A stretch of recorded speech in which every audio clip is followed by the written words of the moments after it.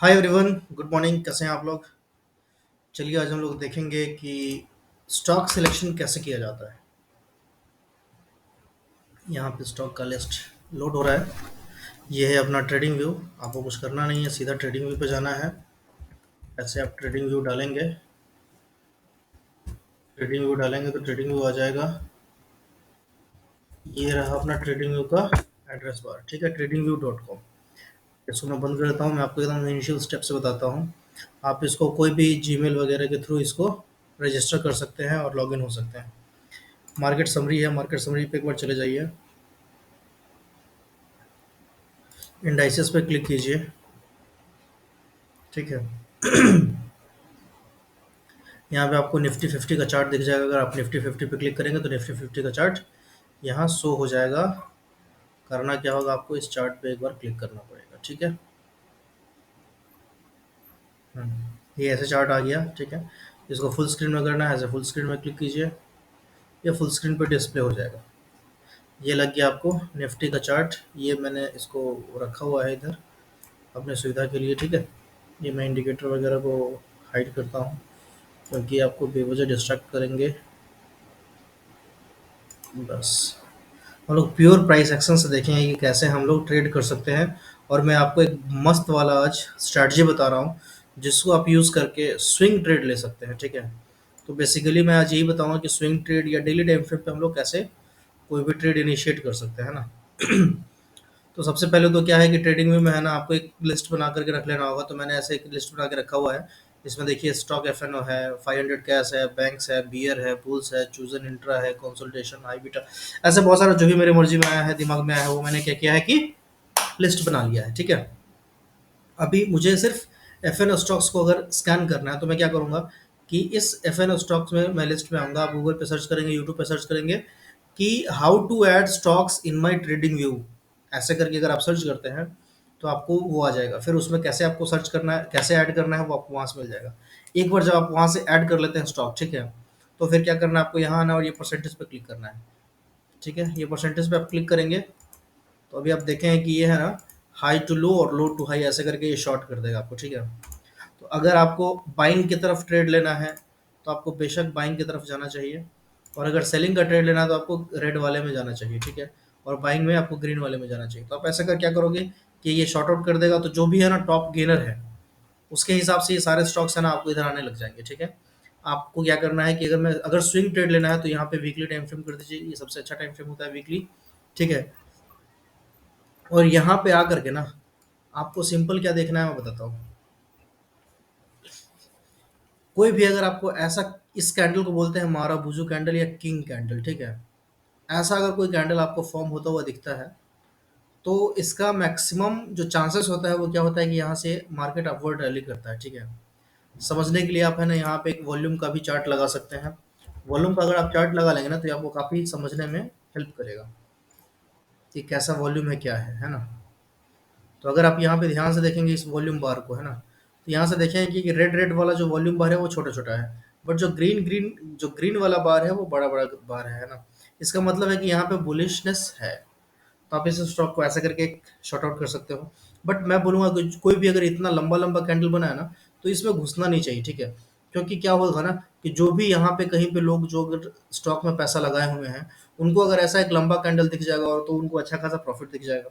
और जब ऐसा खासा प्रॉफिट दिखेंगे तो वो सेफर साइड क्या करेंगे, कुछ पोर्शन अपना वो बुक कर लेंगे। तो जैसे ही कुछ पोर्शन अपना बुक करेंगे तो ये स्टॉक का प्राइस थोड़ा सा नीचे आ जाएगा। तो एक ये रिस्क रहता है, हर बार ऐसा नहीं होता बट ये एक रिस्क रहता है कि ऐसा हो सकता है। ठीक है, एक सेकंड, ये पॉज होता है क्या? सर पॉज नहीं होता है। ठीक है, खैर कोई नहीं।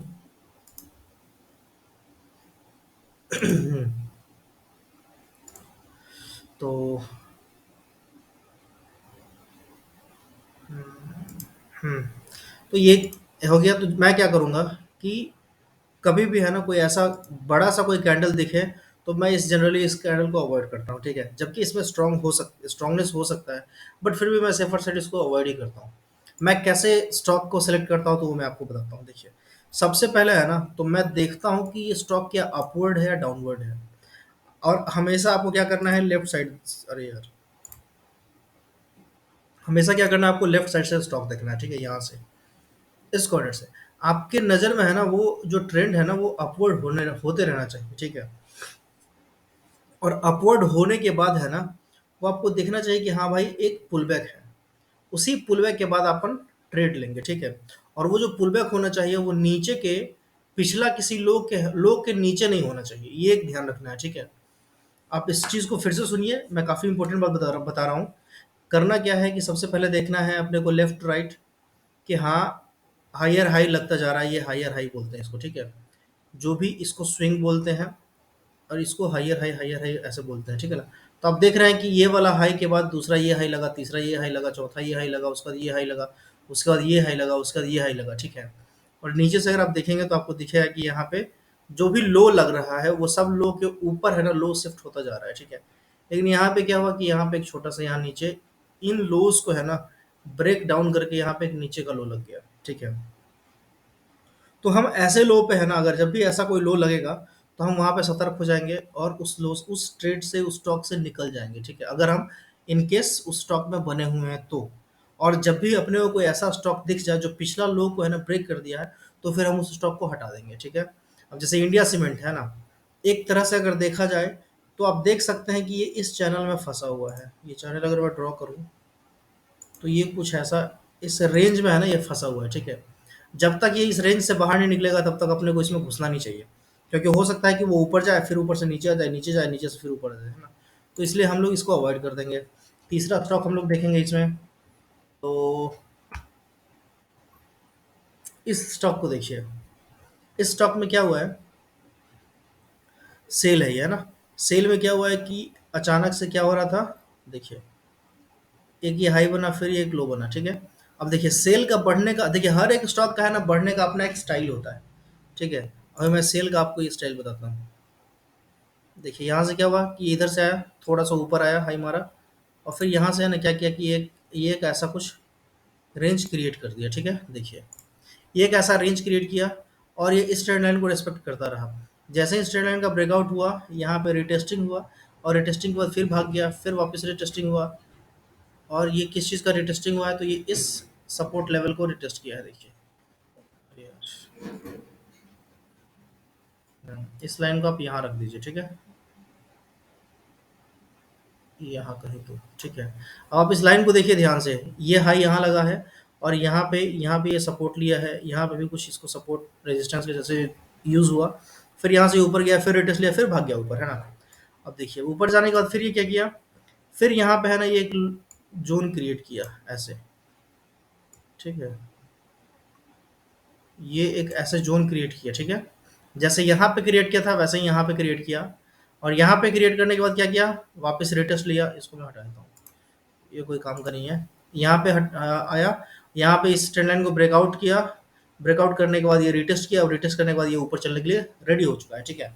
तो यहाँ पे अपने को दो ब्रेकआउट नजर आ रहा है। पहला ब्रेकआउट आ रहा है इस ट्रेंड लाइन का, कि इस ट्रेंड लाइन का ब्रेकआउट हो गया है। दूसरा जो आप देखेंगे तो वो इस जगह का भी ब्रेकआउट ब्रेकआउट आ रहा है, ठीक है। इस रेजिस्टेंस का भी ब्रेकआउट आ रहा है। ये एक रेजिस्टेंस था, वापस यहाँ पे एक रेजिस्टेंस लिया, एक पुल बैक आया, फिर वहां से खींचे, तो यहाँ पे डबल कंफर्मेशन मिल रहा है। तो यहाँ पे थोड़ा सा मोमेंटम आ सकता है सेल में। और जो मुझे पहला टारगेट दिख रहा है वो मुझे 113 रुपये का, इस हाई तक का मुझे एक 110, 111, 112, 113 यहाँ तक का एक मुझे हाई दिख रहा है कि 111 रुपये का, ठीक है। तो सेल में मुझे पहला टारगेट ये दिख रहा है। दूसरा टारगेट आपको यहाँ तक का मिल सकता है 125 रुपये का। तीसरा टारगेट यहाँ आपको 146 रुपये तक का मिल सकता है। तो ये कुछ दो तीन स्टॉक है, सॉरी दो तीन स्टॉक नहीं, ये दो तीन टारगेट है जो मुझे वीकली टाइम फ्रेम पे दिख रहा है। तो आप वीकली टाइम फ्रेम पे एक चीज़ हमेशा ध्यान रखिए कि वीकली टाइम फ्रेम पे जो टारगेट होता है वो अचीव होने में टाइम लगता है, ठीक है। तो ये रातों रातों अचीव नहीं होगा। इस चीज़ को पूरा होने में हो सकता है कि कम से कम 3 से 4 महीने या 6 महीने तक का वक्त लग सकता है। तो अगर आप 6-7 महीने के लिए, और स्विंग ट्रेडिंग उसी को कहते हैं कि भाई कम से कम महीना भर से लेकर के आप 6-7 महीने, 8 महीने, 10 महीने, 12 महीने, 14 महीने तक इन्वेस्ट करते हैं, तभी वो होता है स्विंग ट्रेडिंग, ठीक है। तो ये ऐसे मैं क्या करूँगा कि एक सिलेक्ट, ऐसे ही मैं सिलेक्ट स्टॉक सेलेक्ट करता हूँ। तो पहला स्टॉक मेरा ये सिलेक्ट हो गया, ठीक है, सेल, है ना। अब हम लोग क्या करेंगे, फिर दूसरा स्टॉक पे जाएंगे और ऐसा लेवल ड्रॉ कर देंगे और देखेंगे। अच्छा, सेल का मैं बताऊं कि अगर मैं सेल में एंट्री लेता हूं तो मेरा जो स्टॉप लॉस होगा वो इस लो के आसपास रहेगा, ठीक है। और ये लो कौन सा है? तो इस लो के आसपास देखिए कि आपको यहाँ पे है ना 82 रुपीज़ के आसपास से नीचे है ना एक इंपॉर्टेंट सपोर्ट यहाँ पे दिख रहा है 80 रुपीज़ के आसपास, है ना। तो मैं 82 को छोड़ करके मैं क्या करूँगा, थोड़ा सा और एग्रेसिव होकर के 80 रुपीज़ के आसपास का स्टॉप लॉस रखूंगा। इस रुपीज़, हाँ 79.45 या 80 रुपीज़, मान लीजिए 80 रुपीज़ के आसपास का मेरा स्टॉप लॉस रहेगा इसमें। तो 96 का है, 80 रुपीज़ का है, ये हमारा इतना होगा रिस्क, ठीक है। और अगर मैं देखूं, देखिए लॉन्ग पोजीशन,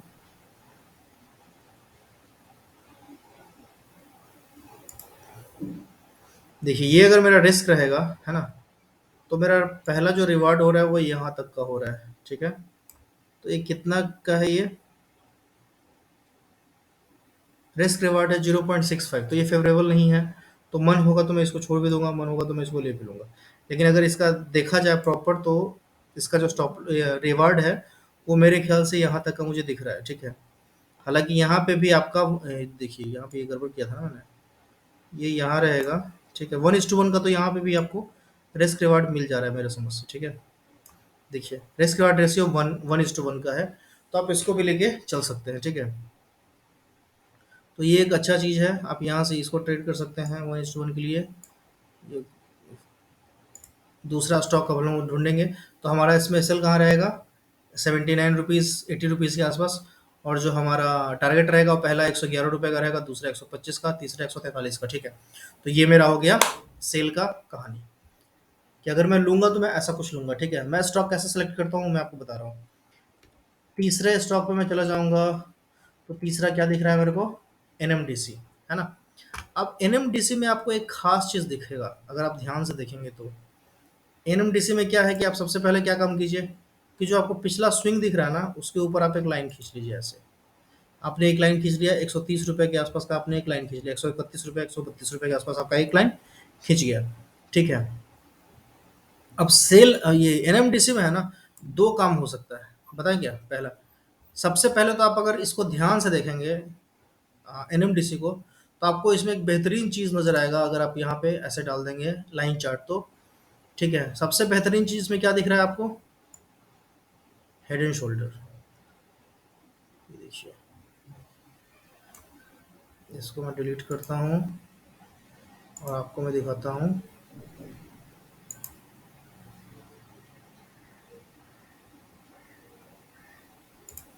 देखिए ये एक हेड एंड शोल्डर मुझे यहाँ पे दिख रहा है ना।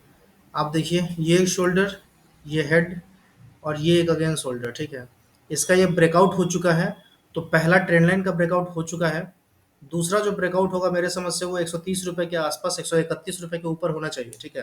तो अभी पता नहीं क्या हुआ है कि फ्राइडे से है ना जितने भी सरकारी कंपनी है वो सब में है ना एक अच्छा खासा ब्रेकआउट, एक अच्छा खासा चार्ट पैटर्न बन रहा है। तो आप ऐसा भी है ना आंख बंद करके भी ना, हाँ देखिए मैं आप जो बता रहा हूँ ये सिर्फ और सिर्फ एजुकेशनल पर्पज़ के लिए बता रहा हूँ, आप लोग सच में आँख बंद करके पैसा मत लगा देना, ठीक है। वरना लॉस हो जाएगा, तो फिर आप बोलोगे कि यार आपने बोला था आँख बंद करके लगाने के लिए, ठीक है। तो ऐसा काम नहीं करना है। तो यहाँ पे जो मुझे दिखा वो क्या दिखा मुझे, यहाँ पे मुझे दिखा इन्वर्स हेड एंड शोल्डर, ठीक है। इस हेड एंड शोल्डर का ब्रेकआउट हो चुका है, और यहाँ से मेरे ख्याल से मार्केट ऊपर जाने के लिए रेडी है। और अगर इसमें अगर मैं रिस्क रिवार्ड देखूँ तो मेरा इसमें जो स्टॉप लॉस होगा वो स्टॉप लॉस मेरा कहीं तो, बताता हूँ मैं,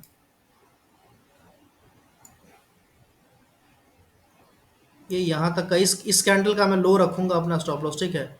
और जो मेरा टारगेट होगा वो मेरा टारगेट, पहला टारगेट यहाँ तक का होना चाहिए। तो ये भी 1:1 का मेरे को रिस्क रिवार्ड वाला जो है वो मुझे दिख रहा है, ठीक है ना। 1.1:6 का है ये रिस्क रिवार्ड। तो आप इसको लेकर के चल सकते हैं, पहला टारगेट तो यहाँ रहेगा, ठीक है। और अगर इसका आप टारगेट कैलकुलेट करेंगे तो इसका टारगेट सिंपल ऐसे कैलकुलेट होता है कि आपको ये स्केल लेकर के यहाँ इसके लो से लेकर के ये यहाँ तक का लेके आना है, ठीक है। और ये कितना होता है 56.75 बार, 5 बार है, या 56.75 है। तो आप क्या कीजिए, या तो एक तो इसको ऐसे उठा करके रख दीजिए, या फिर आप यहाँ से है ना फिर वापस ऐसे आप स्केल डाल करके आप ऐसे काउंट करके चले जा सकते हैं कि 56 कहाँ तक होता है ना। तो 56 मेरे ख्याल से काफ़ी 56 था या 46 था, मैं भूल गया। मेरे को देखता हूँ। ये शायद 56 था, है ना? तो यहाँ से हाँ, यहाँ 56 था। तो यहाँ से आप वापस ऊपर तक 56 तक का लेके जा सकते हैं। ठीक है, और ऊपर जब 56 तक आप जाएंगे तो आपका जो 56 तक होगा वो मैं बताता हूँ। चलिए 55 मान लीजिए। ये कौन सा जगह है? ये अपने को देखने नहीं दे रहा है। 56, 1132। ठीक है, 1132, और ये हो गया आपका 56, 56, 31। ठीक है, ये आपका वही 182, 186, 186 रुपये के आसपास का आपका टारगेट इसमें बन रहा है। ठीक है, अगर एक्चुअल इसका ब्रेकआउट की अगर बात किया जाए तो। ठीक है, तो दूसरा स्टॉक मैं एनएमडीसी को भी सिलेक्ट कर लूंगा। ठीक है ना? उसके बाद अपन तीसरे स्टॉक पे जाएंगे, तीसरा स्टॉक देखेंगे कि तीसरे स्टॉक पे क्या दिखेगा अपने को। अब देखिए, ये सारे स्टॉक, ये देखिए, ये स्टॉक चूज करने का है ना, सबसे इजी, सबसे बेहतरीन तरीका है। आप यहाँ पे एक चीज ध्यान से देखिए, है ना? ये जो लाइन है, इस लाइन को मैं थोड़ा सा रेड कर देता हूँ। ठीक है, बाकी लाइन को मैं डिलीट करता हूँ, या पहले मैं सारे लाइन्स को डिलीट करता हूँ, एक सेकंड।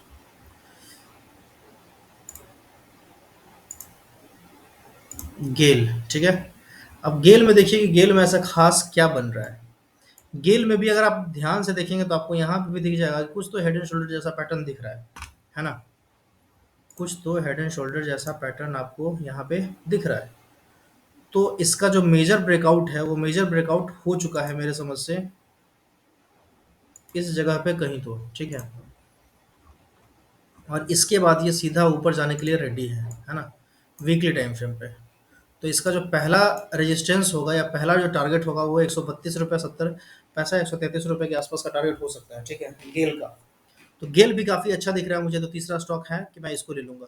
इसको लेने के पीछे का रीज़न क्या है कि ये एक इम्पोर्टेंट मेजर सपोर्ट और रेजिस्टेंस का है ना, जैसे ये कर रहा था रेजिस्टेंस के तौर पे, ऐसे यहाँ पे ये यूज़ हो रहा था। ठीक है, और क्या हुआ है कि जब कभी भी ये इसके पास पहुँचता था तो पहुँचने से पहले ही नीचे गिर जा रहा था। ठीक है, अभी क्या किया कि ताकत लगा करके, हिम्मत लगा करके ये इसको ब्रेकआउट किया, रिटेस्ट हुआ, फिर वापस ही ऊपर चलने के लिए रेडी है। तो मेरे समझ से गेल भी हो जाएगा मेरे ख्याल से तीसरा स्टॉक, जिसको हम लोग ले सकते हैं। और ये सारे स्टॉक सस्ते हैं, सरकारी स्टॉक है। तो सरकारी स्टॉक को लेने में एक और नुकसान क्या होता है ना, कि ये बहुत स्लो चलते हैं। ठीक है, बहुत स्लो, इनमें है ना मूवमेंट नहीं होता है ज़्यादा।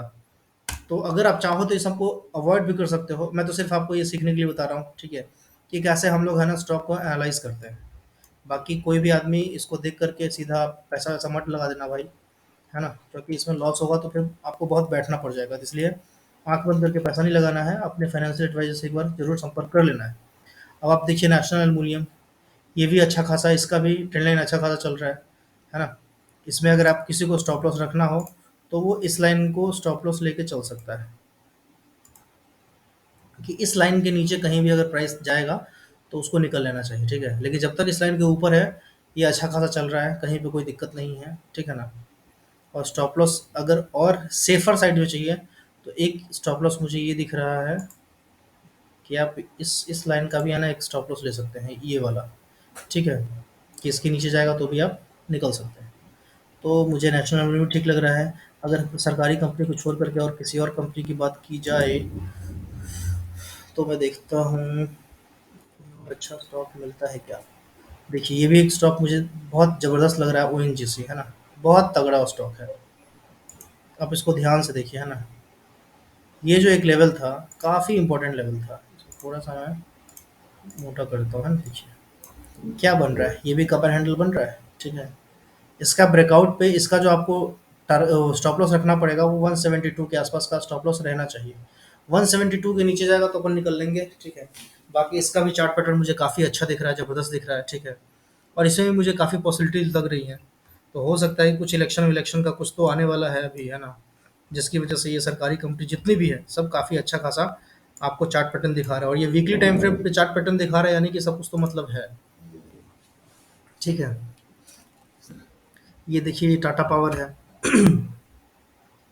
ये भी ठीक ठाक दिख रहा है, बट इसमें मैं उतना वो नहीं रहूँगा। क्योंकि अगर आप इसमें ध्यान से देखिएगा तो इसमें जो सीखने वाली बात है वो क्या है कि देखिए इसका एकुमुलेशन कहाँ से कहाँ तक चला था। देखिए ये इसका इतने दिन से इतना इतना टाइम से इसका एकुमुलेशन चल रहा था। और ये कौन सा टाइम है, 2006। टाटा पावर 2006 से ये कंसोलिडेट कर रहा था, ठीक है। और ये ब्रेकआउट दिया है कब, ये ब्रेकआउट दिया है 2021 में, ठीक है। और वापस ये कंसोलिडेशन में जा चुका है ना। तो मेरे समझ से अभी इसमें घुसने का टाइम नहीं है ना। क्योंकि ये फिर कहीं कंसोलिडेशन में चला जाएगा तो फिर दिक्कत हो जाएगा। इसमें घुसने का टाइम मेरे समझ से 300 रुपये के ऊपर ही होगा, उससे पहले नहीं होगा, है ना। तो ये मेरी तरफ से रिकमेंड नहीं किया जाएगा, क्योंकि मुझे इसमें थोड़ा सा डर नज़र आ रहा है। तो ऐसे ही मैं स्टॉक चूज़ करता हूँ कि पहले तो मैं देखता हूँ कि हाँ ये डाउन ट्रेंड में है या अप ट्रेंड में है, ठीक है। अगर डाउन ट्रेंड में है तो मैं उसमें कोशिश करूँगा कि डाउन साइड का ट्रेड लिया जाए। अगर अप ट्रेंड में है तो मैं कोशिश करूँगा कि उसमें अप ट्रेंड का ट्रेड लिया जाए। वो कैसे होगा, तो वो चार्ट पैटर्न अगर आप थोड़ा जानते हैं तो आपको चार्ट पैटर्न थोड़ा सा हेल्प कर देगा, ठीक है। बाकी आप बिरला सॉफ्ट को भी देख सकते हैं, बिरला सॉफ्ट भी काफ़ी अच्छा, काफ़ी तगड़ा दिख रहा है ना।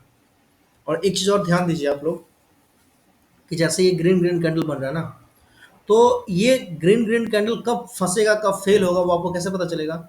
जब आप देखेंगे ना कि यहाँ से जो ग्रीन वाला कैंडल जो स्टार्ट हुआ था, अगर उसका साइज घटना शुरू हो जाए, ठीक है, तो आपको अलर्ट रहने का जरूरी है, ठीक है। अगर साइज घटना शुरू हो जाए तो आपको अलर्ट रहना है। और अगर कोई पहला रेड कैंडल बने, आप निकल जाइए। जैसे देखिए ये अच्छा खासा ग्रीन कैंडल बना, फिर यहाँ से छोटा सा ग्रीन कैंडल बना, फिर बड़ा, फिर बड़ा, फिर बड़ा, फिर एक बड़ा सा रेड कैंडल बन गया। तो जब ऐसे बड़े बड़े ग्रीन कैंडल पे एक बड़ा सा रेड कैंडल बनेगा ना, तब समझ लीजिए कि वो प्रॉफिट बुकिंग हो रहा है, ठीक है। लेकिन अगर ये ग्रीन ग्रीन कैंडल है, अगर छोटा हो जाए और फिर छोटा ही रेड कैंडल बने, तो आप समझिए कि वहाँ पे है ना कोई निकलने की तैयारी कर रहा है, ठीक है। तो आपको वहाँ से अपना बोरिया बिस्तर समेट करके निकल लेना चाहिए, ठीक है। ये टाटा कम्युनिकेशन है, ठीक है, अच्छा है, कोई दिक्कत नहीं है। इसमें आप मेरे समझ से 1650 का स्टॉप लॉस लगा करके आगे राइड किया जा सकता है, इसमें कोई दिक्कत नहीं है। जो लोग बने हुए हैं उनके लिए है ये, ठीक है। अभी मैं और स्टॉक देखता हूँ, कोई परफेक्ट स्टॉक मुझे नज़र अभी तक, वो सरकारी कंपनी जो थी वही सब तो थी, है ना। बाकी आप मारुति का भी कैंडल को देख लीजिए। मारुति कैंडल में एंट्री लिया जा सकता है, पता है रीज़न क्या है। मारुति कैंडल को देख, मारुति का ग्राफ देखिए, आपको मारुति का ग्राफ देखिएगा तो आपको समझ में आएगा। ये जो एरिया था ना, ये काफ़ी एक मेजर रेजिस्टेंस था, ठीक है। 10,000 क्या है, 10,000 है ना। इसका कौन सा एरिया है भाई ये, हाँ 9,982 और 10,000 मान लीजिए, ठीक है। जो 10,000 का लेवल था ना, ये काफ़ी एक मेजर रेजिस्टेंस के जैसे यूज़ हो रहा था। देखिए इससे टकराता था नीचे, इससे टकराया, फिर वापस नीचे, फिर वापस ज़बरदस्त वाला नीचे, फिर धीरे धीरे बेचारा ऊपर गया, फिर वापस टकरा के फिर नीचे, फिर अभी ऊपर चलने के लिए तैयार है। तो मेरे समझ से अभी आपको अगर किसी को इसमें एंट्री लेना है, तो 10,000 का स्टॉप लॉस लगा करके, या 9,982 रुपये का एग्जैक्ट स्टॉप लॉस लगा करके आप इसमें बन सकते हैं आगे के लिए, ठीक है।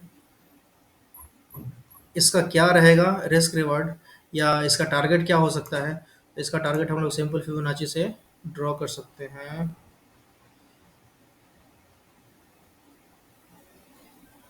यहाँ से इसके हाई को पकड़िए, ये क्या हो गया, हाँ ये रहा फिबोनाची अपना, कहाँ गया। हम्म, सिंपल यहाँ से पकड़िए, और इसके हाई को, ये सॉरी उल्टा हो गया। देखिए यहाँ से पकड़िए, और इसके लो को है ना ऐसे यहाँ से कनेक्ट कर दीजिए, ठीक है। तो अभी जो आपको अगला जो स्टॉप लॉस बोल रहा हूँ मैं, अगला जो इसका टारगेट दिख रहा है ना, वो मेरे को पता है कहाँ टारगेट दिख रहा है, 14,329 रुपये। ओ माई गॉड, ठीक है। अब ये कितने दिन में आएगा मेरे को नहीं पता, ठीक है। बट आप देख सकते हैं कि ये फिबोनाची के थ्रू ड्रॉ किया हुआ लेवल है, जो 14,329 का फर्स्ट टारगेट इसका शो कर रहा है, ठीक है। तो कल मैं दो चार स्टॉक ले लेता हूँ, ज़्यादा तो अपने पास पैसा है नहीं, है ना। दो चार स्टॉक लेकर के मैं मारुति को छोड़ देता हूँ, ठीक है। और मेरा जो एस एल होगा, वो मेरा एस एल यहाँ पे होगा 9,982 रुपये के आसपास का होगा। ये जो लेवल देख रहे हैं आप, या मैं थोड़ा सा और स्ट्रिक्ट कर लूँगा खुद को, तो इस स्विंग के नीचे रख लूँगा मैं अपना एस एल, ठीक है। लेकिन मैं मारुति के इस राइड को मिस नहीं करूँगा, तो ये मेरे को काफ़ी अच्छा दिख रहा है, तो मारुति में मैं राइड करूँगा, ठीक है। अगर हो पाया तो, नहीं तो एस एल होगा तो एस एल लेंगे, क्या दिक्कत है ना। तीसरा परसिस्टेंट सिस्टम देखिए, ये भी ज़बरदस्त स्टॉक लग रहा है मुझे। और ये मैंने पिछले वीडियो में अपना बना करके दिया था, ठीक है, कि इस लाइन का ब्रेकआउट हो तो इसमें लेना है। देखिए इस लाइन का ब्रेकआउट हुआ, क्या ज़बरदस्त ये भाग रहा है, हाँ तगड़ा भाग रहा है। परसिस्टेंस तो अभी भी इसमें वो है, क्या कहते हैं, दमखम बचा हुआ है।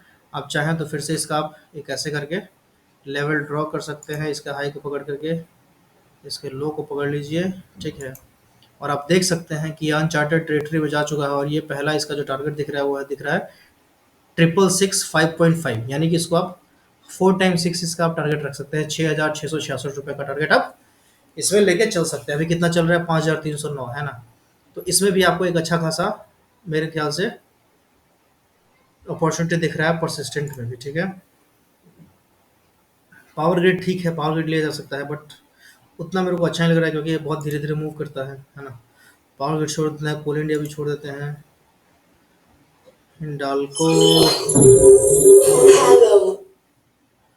एक सेकेंड।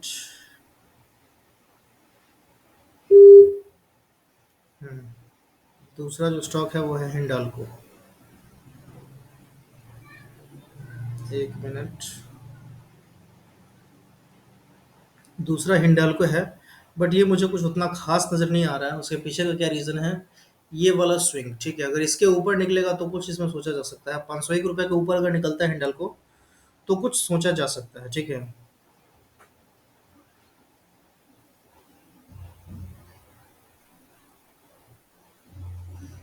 एक मिनट।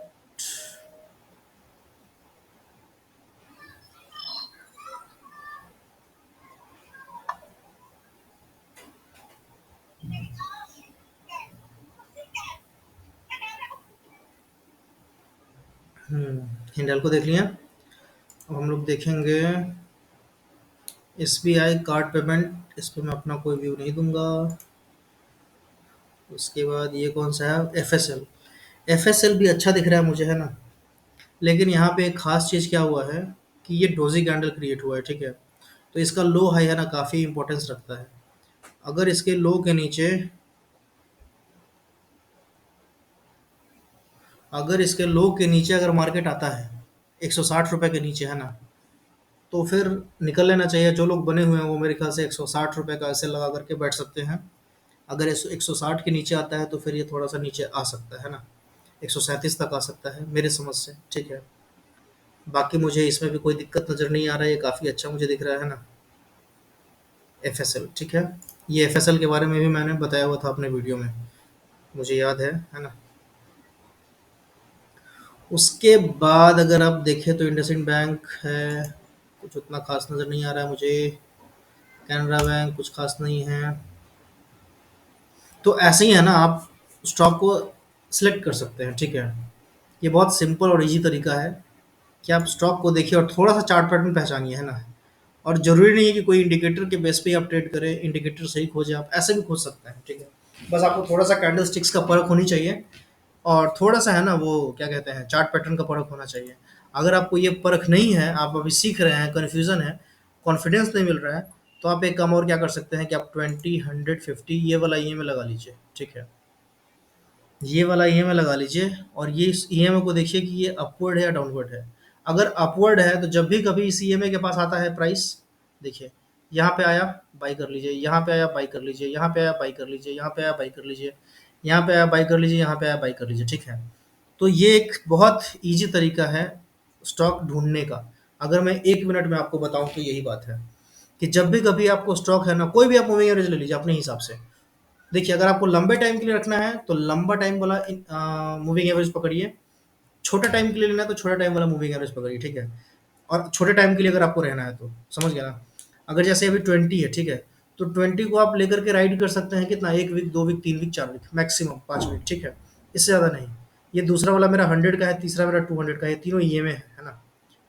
तो अगर मुझे लंबे समय के लिए राइड करना होगा तो मैं इसको देखूंगा, ठीक है, 100 वाले को। जब भी कभी 100 के पास आएगा मैं बाई करूंगा, नहीं तो मैं नहीं बाई करूंगा।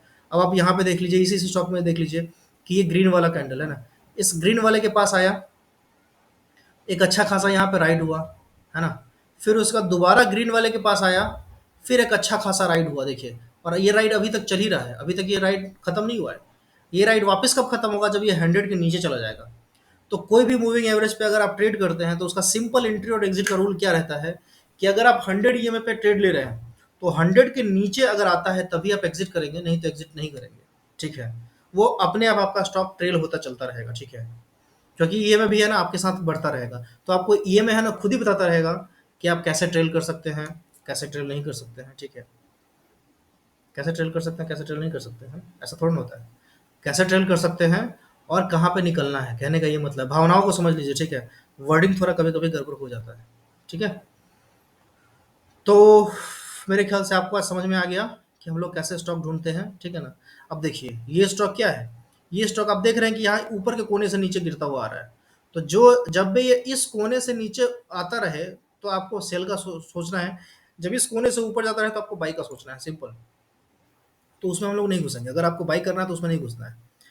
अब तीसरा एक स्टॉक मुझे यहाँ पे पिरामल इंटरप्राइजेस, ठीक है, ये मुझे काफ़ी अच्छा लग रहा है। और इस स्टॉक के मैंने इस स्टॉक के बारे में मैंने बताया भी था कि जब भी कभी इस लाइन के ये ऊपर जाए तो एक रिटेस्ट जाए तो आप बाई कीजिए। ठीक है, और जनरली क्या होता है कि कोई भी ब्रेकआउट के बाद है ना प्राइस रिटेस्ट लेता है, तो ये रिटेस्ट किया, अब रिटेस्ट के बाद ये फिर से ऊपर चलने के लिए रेडी हो रहा है ना।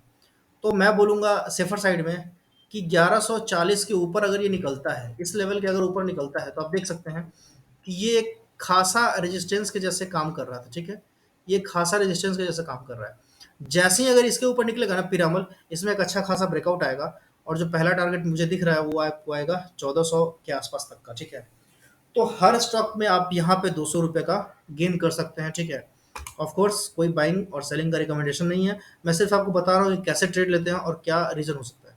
अब देखिए इसको लेने का एक रीजन क्या है, पहला रीजन है कि इस ट्रेंड लाइन का ब्रेकआउट हुआ है। अगर आप इसको लाइन चार्ट करेंगे तो ये आपको अच्छे से दिखेगा कि ये इस ट्रेंड लाइन का ब्रेकआउट था, इस ब्रेकआउट पे ये रिटेस्ट किया और रिटेस्ट करने के बाद ये फिर ऊपर निकलने के लिए रेडी हो रहा है। ठीक है, तो पिरामिड का टाइम मेरे ख्याल से आ रहा है, इस स्टॉक के ऊपर, इस लाइन के ऊपर जाने दीजिए। इस लाइन के ऊपर जाएगा तो आप पेपर ट्रेड कीजिए और फिर देखिए कि उसमें क्या फायदा क्या नुकसान होता है। रीजन मैंने बता दिया, पहला ये ट्रेंड लाइन का ब्रेकआउट है, दूसरा ये इस लाइन का ब्रेकआउट है। ठीक है ना, ये जो सपोर्ट रेजिस्टेंस वाला जो लाइन खींचा हुआ है इसका ब्रेकआउट है ना। तो आप तो यहाँ पे भी एंट्री ले सकते हैं, लेकिन आपका यहाँ पे एस एल ये नीचे वाला लाइन रहेगा 917 रुपये का। ठीक है, बाकी आप अपने हिसाब से राइड कर सकते हैं, है ना। एक स्टॉक मुझे पिरामिड दिखा, दूसरा स्टॉक मुझे मारुति दिखा। ठीक है, तीसरा स्टॉक में बहुत सारा सरकारी कंपनी था, उसमें से मैं कोई एक ले लूंगा, है ना। तो ये सारे मुझे दिखे। अच्छा, अभी रामको सीमेंट में भी है ना एक अच्छा खासा चीज़ दिख रहा है, वो क्या दिख रहा है आप देखिए, ये एक अच्छा खासा ट्रेंड लाइन था, ये ट्रेंड लाइन का ब्रेकआउट हुआ, ब्रेकआउट के बाद ये ट्रेंड लाइन रिटेस्ट किया है वीकली टाइम फ्रेम पे, और ये वीकली टाइम फ्रेम पे रिटेस्ट करके ऊपर चलने के लिए रेडी हो रहा है। तो एक काफ़ी अच्छा काफ़ी मस्त स्टॉक दिखा मुझे रैम को। तो तीन चार स्टॉक दिखे जो मुझे अभी तक काफ़ी अच्छा लगा, वो क्या कौन कौन सा लगा, रैम को, मारुति, मैं इसमें ऐड कर लेता हूँ रुकिए, ताकि आपको भी याद रहे मुझे भी याद रहे, है ना। कल कुछ पैसा इसमें डाला जाएगा, मैं डालूंगा, आप लोगों के लिए नहीं है, मैं कैसे स्टॉक सेलेक्ट करता हूँ मैं बस वही बता रहा हूँ। ठीक है, तो यहाँ पे मेरा जो बुल्स वाला है वो मैं पहले अपने बुल्स वाले में आता हूँ, और देखिए मैंने बुल्स में है ना बहुत सारे स्टॉक्स को है ना मैं चूज़ करके रखा हुआ हूँ। ठीक है, तो अभी तो मैं पहले इसको खाली करता हूँ, आप इसको देख सकते हैं कि देखिए मैक्सिमम क्या है, ग्रीन ग्रीन है। ठीक है, ये देखिए बहुत ज़्यादा ग्रीन है, कुछ कुछ रेड है, और जो रेड है उसका परसेंटेज देख लीजिए 0.611%, 0.15, है ना। और जो ग्रीन है उसका परसेंटेज देख लीजिए 3%, 1%, 1%, 1.5%, है ना। देखिए 2.5% है रेड, इसको शॉर्ट ही कर लेते हैं, आपको दिख जाएगा अच्छे से, रुकिए देखिए मैक्सिमम जो रेड है वो है 3% का। ठीक है, और मैक्सिमम जो ग्रीन है वो है 6.5% का।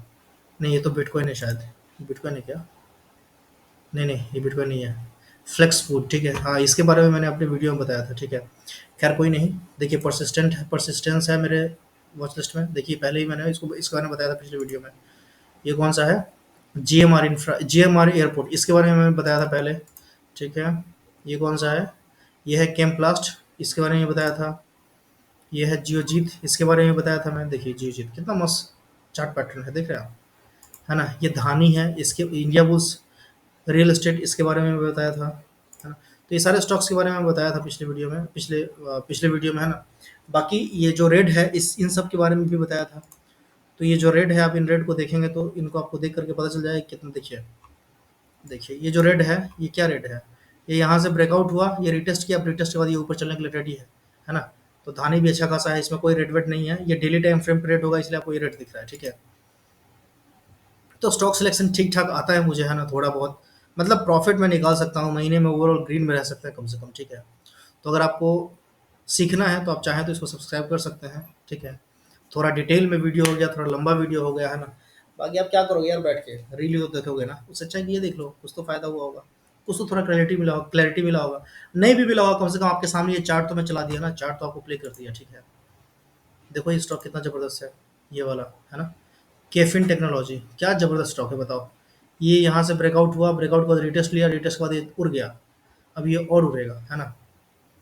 तो ये रहता है मेरा स्टॉक सिलेक्शन, ठीक है। बाकी चलिए इसको मैं ऐड करता हूँ, कौन कौन सा स्टॉक था। मारुति था, मारुति, उसके बाद था, मारुति का कौन था यार, पिरामिल, पिरामिल एंटरप्राइजेस, पिरामिल तो शायद था। परसिस्टेंट भी है मेरे पास, इसमें ऑलरेडी ऐड है ना। तो मैं भी अपने वीडियो को दोबारा देखूंगा ताकि मेरे को वो याद हो जाए सारा स्टॉक, ठीक है। बाकी मुझे जो, हाँ रामको सीमेंट, रामको सीमेंट तो ज़बरदस्त है, इसको बिना ऐड किए हुए तो भाई लिस्ट कंप्लीट ही नहीं होगा, है ना। रामको सीमेंट, ठीक है। तो 2-3 स्टॉक है, मारुति, रामको सीमेंट, ठीक है। परसिस्टेंट, मारुति, रामको सीमेंट, परसिस्टेंट, जेएसडब्ल्यू स्टील भी आप देख सकते हैं, जेएसडब्ल्यू स्टील भी मुझे, मेरे को ठीक ठाक दिख रहा है ना। देखिए अभी मैं यही आपको बता रहा था कि देखिए ये क्या है, ये एक मेजर रेजिस्टेंस था ये जोन, और ड्रॉ करके आपको बताता हूँ तो आपको और अच्छे से समझ में आएगा। देखिए ये जो एक ये जो जोन था ना, ये काफ़ी रेजिस्टेंस ले रहा था यहाँ पे, ठीक है। अभी क्या किया है मार्केट कि इस रेजिस्टेंस के ऊपर, है ना, ब्रेकआउट किया, रिटेस्ट किया, और अब ये उड़ेगा यहाँ से, ठीक है। तो मेरे ख्याल से इसका जो इमीडिएट टारगेट हो सकता है 1 से 2 महीने या 3 महीने में, वो ₹1000 के आसपास तो जाएगा, मुझे ऐसा लग रहा है। और मैं गलत हो सकता हूँ, मुझे गलत होने का पूरा अधिकार है, ठीक है। तो किसी को भाई आंख बंद करके विश्वास नहीं करना है, बट जो मुझे लग रहा है वो मैं अपना फीलिंग बता रहा हूँ, ठीक है। और मैं गलत हो सकता हूँ, ये 100% है, 99 भी नहीं, 100% है कि मैं गलत हो जाऊंगा, ठीक है। तो ये हो गया। तो मेरे समझ से 2-3 स्टॉक जो मैंने सर्च किया वो क्या था, मारुति, रामको सीमेंट, पिरामिड एंटरप्राइजेस, ठीक है। ये कुछ स्टॉक है जो ठीक ठाक मुझे लग रहा है। इसमें मैं, है ना, कल कुछ निवेश अपना करूंगा, तो डिस्क्लेमर है मेरा कि मैं अपना भी पैसा कुछ लगाऊंगा, ठीक है। 2 स्टॉक, 4 स्टॉक, 6 स्टॉक, 10 स्टॉक, यही लेने वाला हूँ मैं, ज़्यादा तो मैं लूंगा नहीं, है ना। तो यही हिसाब किताब है। चलिए इस वीडियो को खत्म करते हैं, बाय बाय, टेक केयर।